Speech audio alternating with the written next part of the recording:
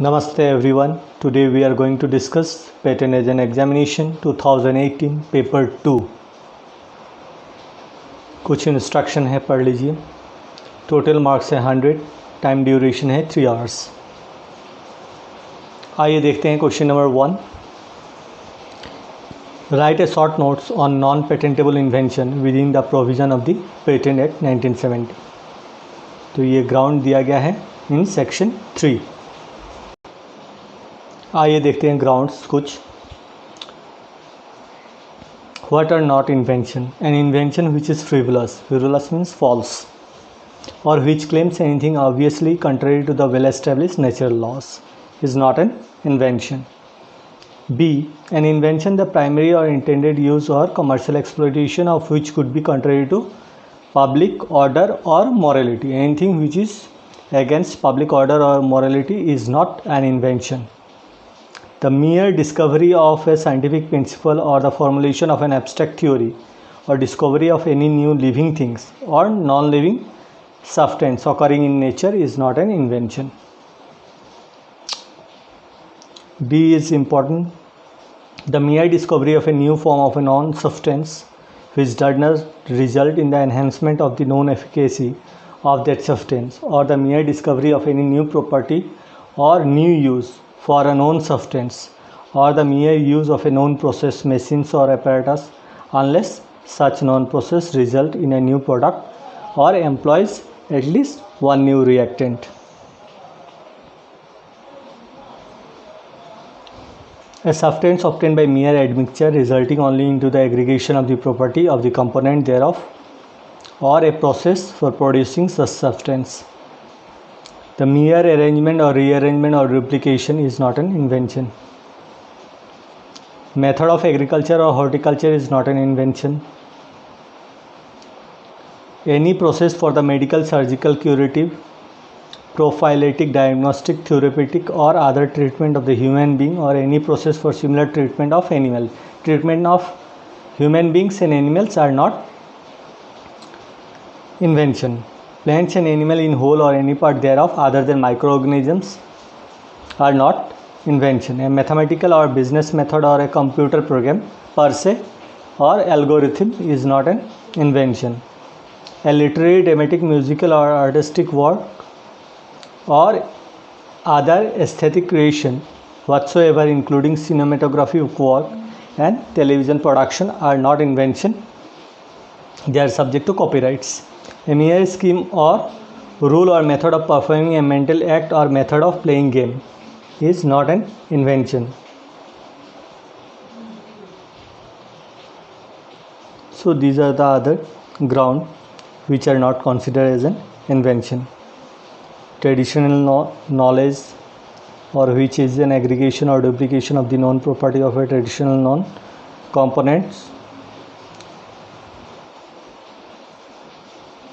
Next question is 2. A psychiatrist of Mumbai developed a music therapy for his schizophrenic patient, which has tremendous impact on them and helps them to get rid of many of the symptoms of schizophrenia. The doctor attended one awareness program for patent filing and being motivated approach you for advice. As a registered patent agent, what do you suggest? Section 3L क्या कहता है? ए literary, dramatic, musical, यहाँ पे musical है, और artistic work और any other aesthetic creation whatsoever including cinematographic works and television production are not invention, hence not patentable. Question number 3. One client A has come to your office for seeking advice regarding assignment for a solar cooktop मतलब solar stove, which B has already patented. As a practicing patent agent, brief him about the applicable issue as per the Patent Act and the rules to your client A. Can you have a look at section 69, rule 90 and form 16? क्योंकि यहाँ पे transfer of right की बात हो रही है, that is assignment. आइए देखते हैं सेक्शन क्या कहता है। Where any person become entitled by assignment,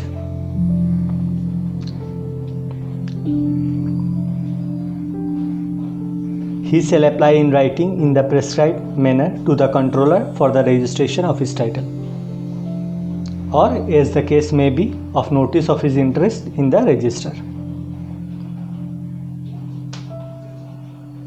An application for registration of the title of any person becoming entitled by assignment to a patent or share in a patent or become entitled by virtue of a mortgage license or other instrument to any other interest in the patent may be made in the prescribed manner by the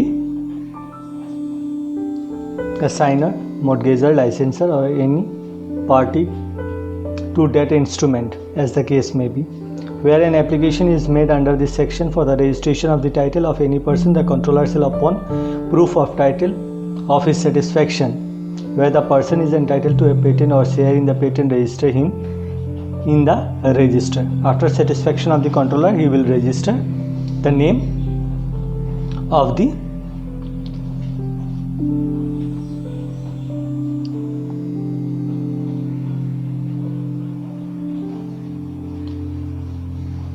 थोड़ा सा बड़ा है answer, पढ़ लीजिए।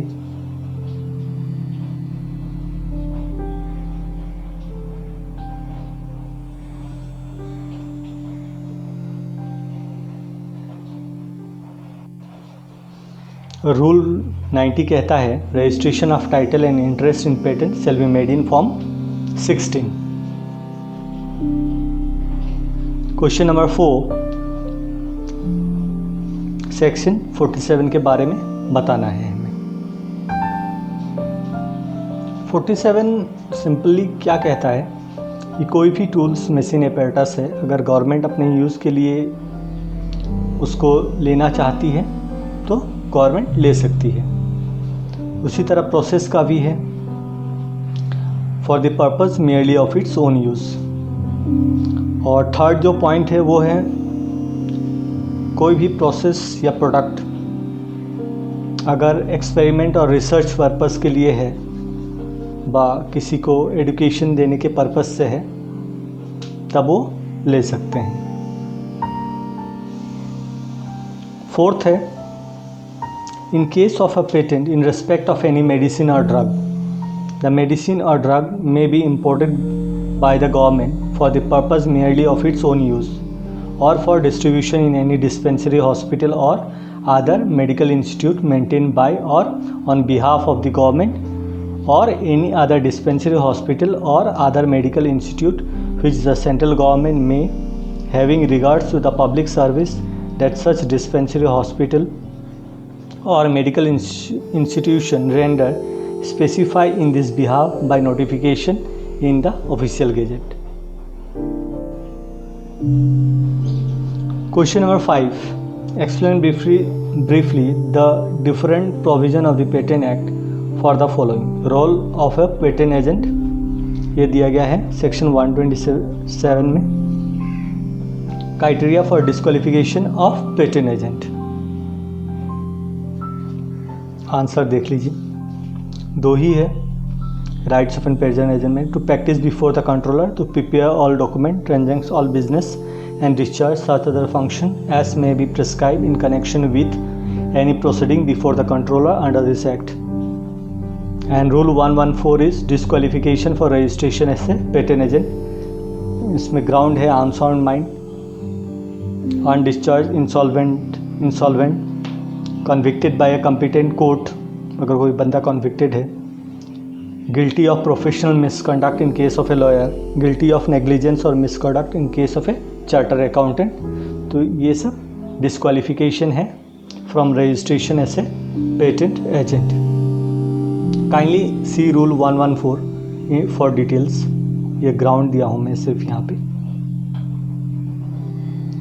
Question number 6, explain the various provision in the prevailing patent rules for expedited examination, small entity and startup।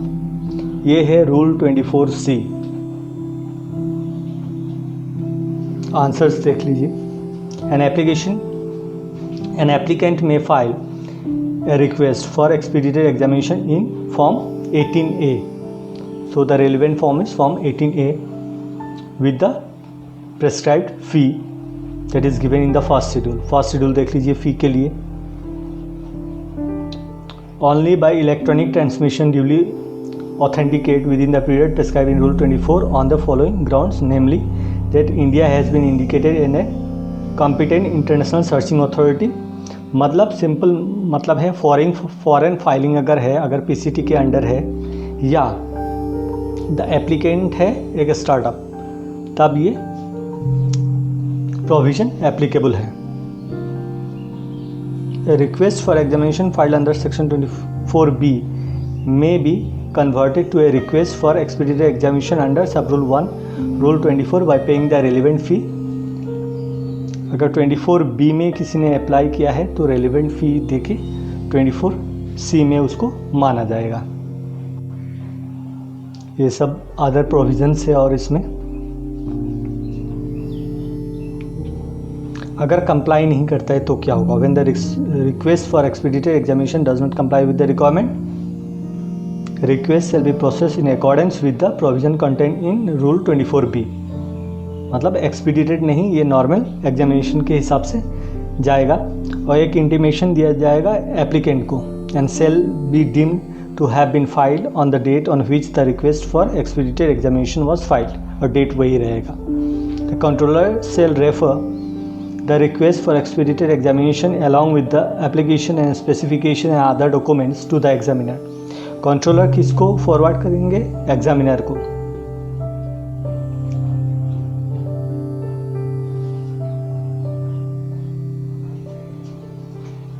Startup का validity बीच में नहीं पूछा जाएगा. मतलब अगर कोई भी स्टार्टअप है और उसका 5 इयर्स कंप्लीट हो चुका है ड्यूरिंग एग्जामिनेशन, तो ये क्वेश्चन रेज नहीं किया जाएगा कि इसका वैलिडिटी चेक नहीं होगा through this point. The period within which the examiner shall make the report under subsection 2 of the section 12 shall ordinary be 1 month but not exceed. 1 से 2 महीने के अंदर एग्जामिनर कंट्रोलर को अपना रिपोर्ट सबमिट कर देंगे. The period within which the controller shall dispose of the report of the examiner shall be 1 month from the date of. उसके बाद विदिन 1 मंथ कंट्रोलर भी अपना ये एप्लीकेशन को डिस्पोज ऑफ कर देंगे. अदर प्रोविजंस भी देख लीजिए इसमें क्या है. Within as per section 21 dispose of होगा. टाइम पीरियड है 6 मंथ. एक्सटेंशन टाइम पीरियड मिलेगा 3 मंथ्स के लिए. क्वेश्चन 7 देख लीजिए. Research scholar of an Indian university invented one watch which acts as an alarm for senior citizen.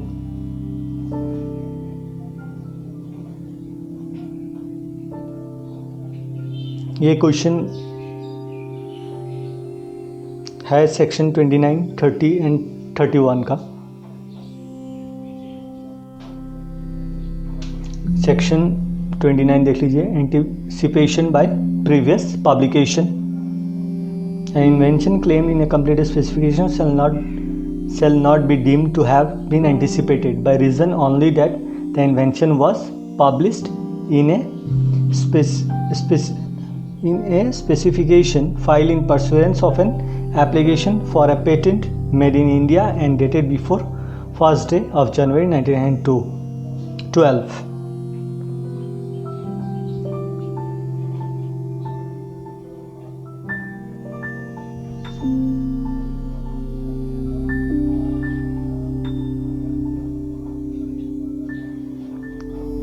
Question section 29 का clause A में ये चीज़ है that the matter publish was obtain from him or where he is not himself the true and the first inventor from any person from whom he deserved title and was published without his consent or the consent of any such person.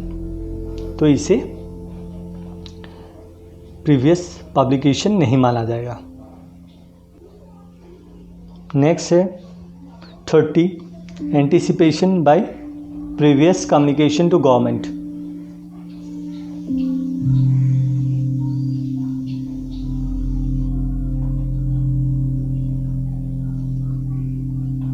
Thirty one में है anticipation by public display. Kindly pause करके पढ़ लीजिए, इसमें कुछ है नहीं बताने लायक। क्वेश्चन 8, इसमें हमें एक टाइटल देना है, draft and abstract, draft at least 2 claims. तो इसमें टाइटल मैंने दे रखा है यहाँ पे, garden sprinkler house of triangular shape comprises of 2 form and 1 thin wall. और एब्स्ट्रैक्ट कैसे लिखना है, write without giving any reference to the figure. Figure का रेफरेंस बिना दिए हुए आपको एक ड्राफ्ट लिखना है, जो कि समरी और इसका ऑब्जेक्ट मिला के जनरली होता है। Draft at least 2 claims. क्लेम 1 में दिया हूँ shape and wall to achieve its object, और क्लेम 2 में write about the water pressure. Figure का रेफरेंस देके फिगर 1, 2, 3 जितना वाटर प्रेशर होगा उतना वो दूर तक जाएगा वाटर। पॉज करके पढ़ लीजिए।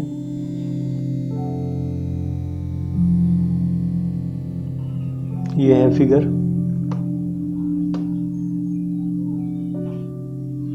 नेक्स्ट क्वेश्चन में आते हैं, क्वेश्चन नंबर 9।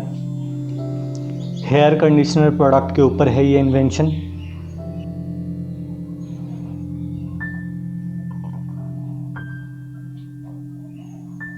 यह अंडरलाइन जो है वो ऑब्जेक्ट है,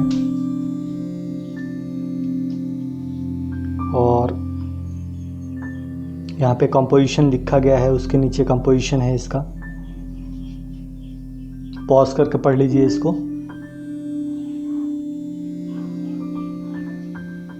इसका भी आंसर मैंने छोटे से रख दिया है यहाँ पे। टाइटल दिया हूँ एफिशिएंट हेयर कंडीशनर। एब्स्ट्रैक्ट में कंपोजिशन वाला पार्ट प्लस ऑफ एडवांटेजेस व ऑब्जेक्ट जो है वो लिखना है।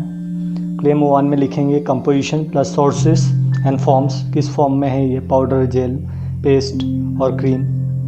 और क्लेम 2 में लिख सकते हैं हम लोग जो एग्जाम्पल्स है उसके ऊपर बेस करके।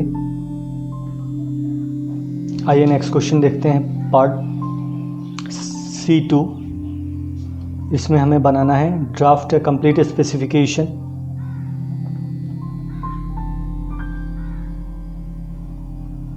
ये एक इन्वेंशन है for apparatus for collecting liquids.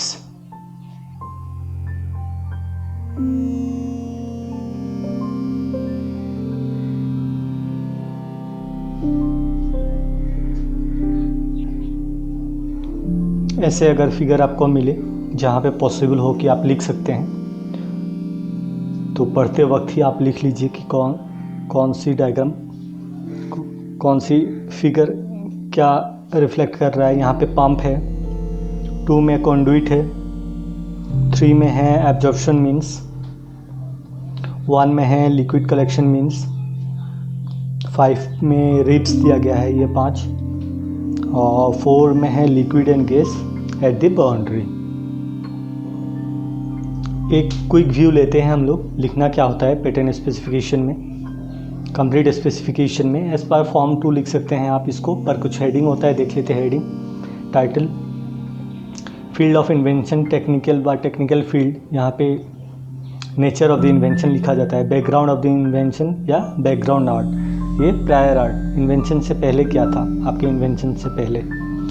आपके इन्वेंशन के बाद जो है वो है object of the invention, advantages. उसके बाद आता है summary, overview of the invention. उसके बाद description of the drawing, optional है अगर ड्राइंग है तभी एप्लीकेबल है ये।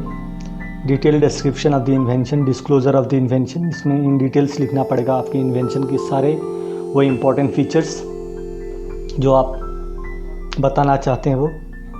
इंडस्ट्रियल एप्लीकेबिलिटी, उसका यूजेस कैसा होगा। उसके बाद आता है क्लेम्स। क्लेम्स स्टार्ट होता है प्रीएम्बल से। उसके बाद एब्स्ट्रैक्ट, एब्स्ट्रैक्ट स्टार्ट होगा टाइटल से। वर्ड लिमिट 150 है। डिपोजिशन ऑप्शनल है, अगर माइक्रो ऑर्गेनिजम्स है, अगर कुछ डिपोजिशन है तभी विदिन 3 मंथ्स करना पड़ेगा, रूल 13(8) में दिया गया है। मॉडल बस सैंपल है, तो ये जब कंट्रोलर कहेंगे आपको तभी देना है। क्लेम्स के बारे में बात कर लेते हैं। क्लेम्स स्टार्ट होता है प्रीएम्बल से। प्रीएम्बल एक इंट्रोडक्टरी फ्रेज है और क्लेम्स 2 तरह के होते हैं, independent claims and dependent claims. Independent claims इसलिए क्योंकि ये स्टैंड करता है ऑन इट्स ओन, इसमें जितने भी सिग्निफिकेंट कैरेक्टरिस्टिक्स है इन्वेंशन का सारा लिया जाता है।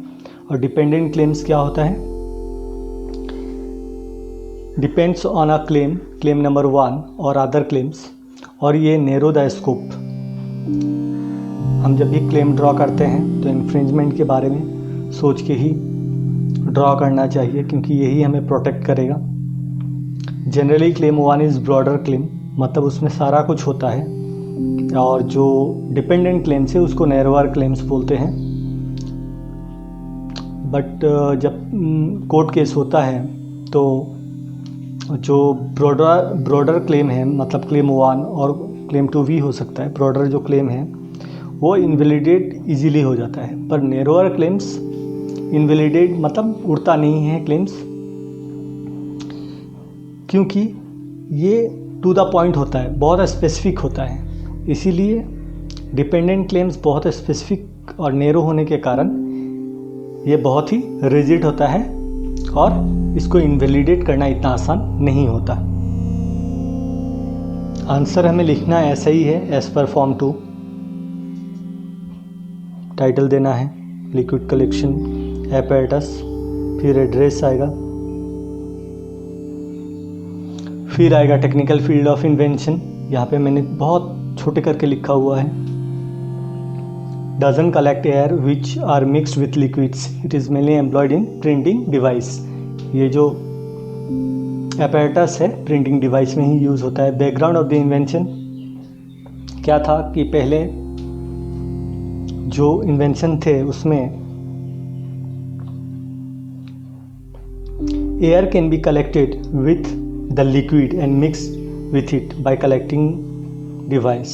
The air can contain contaminants which are drawn into the liquids, reducing the quality of the recycled liquids. तो क्वालिटी ख़राब हो जाता था, तो ये चीज़ को ओवरकम किया है मैंने अपने इन्वेंशन में। जैसे ऑब्जेक्ट ऑफ द इन्वेंशन में लिखा गया है, the liquid collection apparatus is unique apparatus which collect liquid without collecting air trapped therein. उसके बाद समरी खुद लिख सकते हैं आप देख के, डिटेल डिस्क्रिप्शन में सारा कुछ आएगा जितने इम्पोर्टेंट फीचर्स है। तो इसमें डायग्राम का रेफरेंस लेंगे हम लोग। क्लेम्स में प्रीएम्बल के साथ शुरू होगा ये। उसके बाद हम लोग क्लेम क्या कर रहे हैं, apparatus which collect liquid without collecting air trapped therein and is composed of, इसका कंपोजिशन क्या क्या है इसमें। लिक्विड कलेक्शन मीन्स है वो जो फिगर में मैंने दिखाया था आप लोगों को, उसमें है having pores diameter in the range of 0.2 to 1 micron. Absorption means ये फिगर 3 में है, having pores of diameter less than 1 micron. Conduit है, फिगर 2 में दिखाया गया है, उसके बारे में लिख दीजिए, pump connected to the conduit. Claim 2 में हम लोग लिख रहे हैं air or any other gas is drawn into the liquid means figure 1, it is not drawn into the absorption means, absorption means तक नहीं आता है air because of the constant presence of the material from which the liquid absorption means is formed। यहाँ actually material के ऊपर ज़्यादा ध्यान दिया गया है, कहाँ से मटेरियल लिया गया है, ये है क्लेम्स 2 में। तो इस तरीके से आप और भी क्लेम्स बना सकते हैं इसमें। आप लोग पहले की 2 वीडियो देख सकते हैं, डिस्क्रिप्शन में मिल जाएगा आपको। यहाँ पे मैंने बहुत ही शॉर्ट फॉर्म में इसको बना दिया है, जस्ट फॉर इंडिकेटिंग कि कैसे आप लोगों को लिखना है। सेम आएगा, फॉर्म 2 के फॉर्मेट में ही लिखना है इसको भी। टाइटल होगा वहाँ पे technical field of invention, first para में दिया गया है। Background of the invention first and second para में है इसके बारे में। समरी ऑफ द इन्वेंशन है फर्स्ट एंड फोर्थ पैरा में, detail description of the invention fourth, fifth और सिक्स पैरा से लेना पड़ेगा और क्लेम्स लिखना पड़ेगा। तो कंपोनेंट नॉइज़ फिल्टर में क्या क्या कंपोनेंट यूज़ हुआ है, जैसे कि फिल्टर हाउसिंग है, कनेक्टेड सॉकेट है, वो सब लिखना पड़ेगा for the third and fourth para. इस तरीके से आपको लिखना है। पॉज करके पढ़ सकते हैं इसको आप लोग।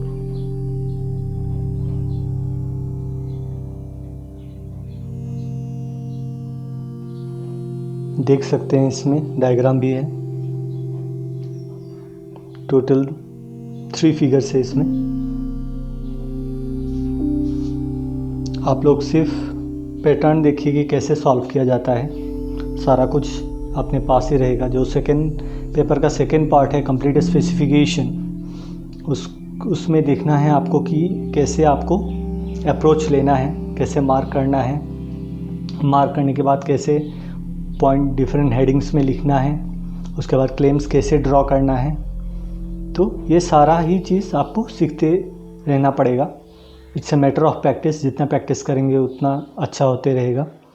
आई होप इस वीडियो से आप लोगों को कुछ बेनिफिट मिला होगा। So thanks for watching my video. Thank you.